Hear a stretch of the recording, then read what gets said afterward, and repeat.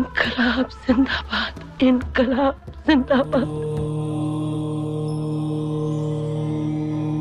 मित्रों, इस समय हम पहुंच गए हैं प्रयागराज के उस क्षेत्र में जहां पर चंद्रशेखर आजाद की बहुत सुंदर सी मूर्ति है, बहुत सुंदर सा पार्क है। और ये वो स्थान है मित्रों जहां पर अंग्रेजों ने उनको घेर लिया था और अंत में काफ़ी गोलीबारी होने के बाद में अंत में चंद्रशेखर आजाद जी ने खुद को ही गोली मार ली थी। तो ये वो जगह है। तो हम आपको ये पूरा पार्क दिखाते हैं, पूरी जगह को दिखाते हैं और इससे जुड़ी और भी जो भी कहानी है डिटेल में वो सारा कुछ बताते हुए चलते हैं। तो चलिए देखते हैं इस चंद्रशेखर आजाद जी के पार्क को। प्रयागराज का अल्फ्रेड पार्क चंद्रशेखर आजाद की यादों और वीरता का प्रतीक है। ये अब प्रयागराज का सबसे बड़ा पार्क है और उनके नाम से ही अब इसका नाम आजाद पार्क रख दिया गया है। और इसमें प्रवेश के लिए लगती है 5 रुपए की टिकट। तो पहले हम लेते हैं टिकट और फिर उसके बाद हम आपको सारा पार्क के दिखाएंगे, चंद्रशेखर जी की मूर्ति दिखाएंगे और यहाँ से जुड़ी हुई बातें भी बताएंगे। तो ये टिकट हमने ले लिए हैं और अब हम चल रहे हैं इसके अंदर। मित्रों, स्वतंत्रता संग्राम के इतिहास में प्रयागराज का नाम स्वर्ण अक्षरों में लिखा जाता है। यहाँ आजादी के ऐसे मतवाले हुए जिनका नाम इतिहास में अमर हो गया। प्रयागराज का जिक्र होता है तो चंद्रशेखर आजाद जी का नाम अपने आप उनसे जुड़ जाता है। और यहाँ की जो ये म्यूजियम है, यहाँ पर आज भी चंद्रशेखर आजाद की जो पिस्टल थी जिससे उन्होंने खुद को गोली मारी थी वो आज भी रखी हुई है। तो ये पूरा यहाँ का म्यूजियम है। चलिए थोड़ा सा आगे बढ़ते हैं, पहले हम आपको थोड़ा बाहर से ही दिखा देते हैं। तो मित्रों, बात जवाहरलाल रोशन सिंह और चंद्रशेखर आजाद की हो या आजादी की लड़ाई के मुख्य आंदोलनकारी तेज बहादुर सप्रू, पुरुषोत्तम दास टंडन, मदन मोहन मालवीय जैसे नेताओं की, सभी प्रयागराज की सरजमी में अपना नाम अमर करके गए हैं। आजादी से जुड़ी कई क्रांतिकारी घटनाओं का प्रयागराज गवाह रहा है। और ये देखिए बोर्ड पे भी लिखा हुआ है कि चंद्रशेखर आजाद की पिस्टल यहाँ म्यूजियम में रखी हुई है। मित्रों, कुछ घटनाएं ऐसी होती हैं कि जिन्हें कभी भी भुलाया नहीं जा सकता और इन्हीं में से एक है श्री चंद्रशेखर आजाद की शहादत। 27 फरवरी 1931 का दिन चंद्रशेखर आजाद जी इस अल्फ्रेड पार्क में क्रांतिकारियों के साथ गुप्त योजना बना रहे थे। इसी बीच एक मुखबिर ने चंद्रशेखर आजाद जी के यहाँ होने की सूचना अंग्रेजों को दे दी। सूचना पाकर अंग्रेजों ने चंद्रशेखर आजाद को अल्फ्रेड पार्क में चारों ओर से घेर लिया और हथियार डालने के लिए कहा।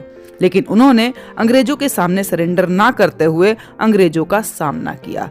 बहुत देर तक गोलीबारी दोनों तरफ से चलती रही।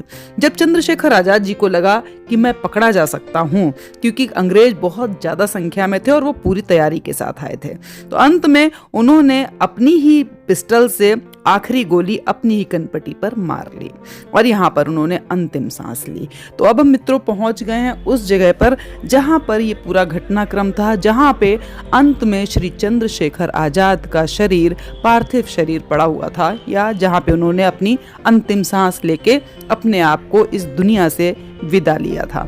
तो वो जगह पे हम पहुंच गए और इस सीढ़ियां चढ़ के हम पहुंच जाएंगे उस जगह पे जहां पे उनकी बहुत ही सुंदर सी मूर्ति बनी हुई है, सजीव मूर्ति। आज भी आप उस मूर्ति को ध्यान से देखेंगे तो उनके अंदर वही आत्मविश्वास, वही शक्ति झलकती है।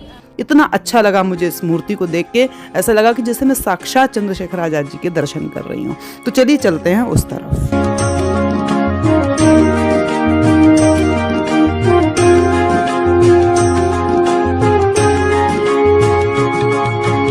आजादी के परवानों का दीवाना, मैं आजादी की डगर डगर में घूमा।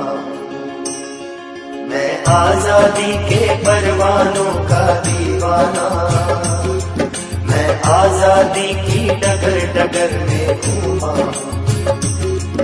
आजाद चंद्रशेखर की है जो याद लिए, उस ग्राम ग्राम में नगर नगर में घूमा। मैं आजादी के परवानों का दीवाना।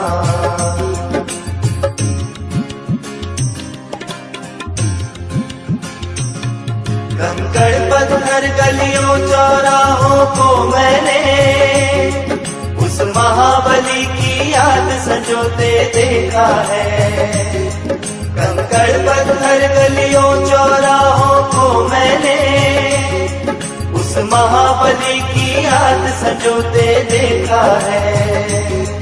जिनसे उसके जीवन की गाथा जुड़ी हुई वृक्षों को भी मैंने रोते देखा है। मैं आजादी के परवानों का दीवाना, मैं आजादी की डगर डगर में घूमा हूँ। मैं आजादी के परवानों का दीवाना। तो मित्रों, यहाँ पर दर्शन करके श्री चंद्रशेखर आजाद जी के इस एरिया से हम थोड़ा सा नीचे उतरेंगे और हमें सीढ़ियों से नीचे उतर के काफ़ी सुंदर से वृक्ष दिखाई दे रहे हैं, जहाँ पर बहुत सारे वट वृक्ष भी हैं। तो थोड़ा सा उस साइड भी चलते हैं, आपको ये सारे पेड़ पौधे भी दिखा देते हैं, क्योंकि वट वृक्ष देख के अपने आप ही अंदर से बड़ा उत्साह सा आता है मुझे, क्योंकि मुझे बहुत पसंद है वट वृक्ष। तो इनके भी जरा दर्शन कराते हैं, क्योंकि वट वृक्ष हमारे शास्त्रों में देवता के स्वरूप माने गए हैं, तो इनको भी प्रणाम करना बहुत ज़रूरी माना जाता है। तो एक बार इनको पास से चल के थोड़ा सा इनको प्रणाम करते हैं, फिर निकलेंगे बाहर।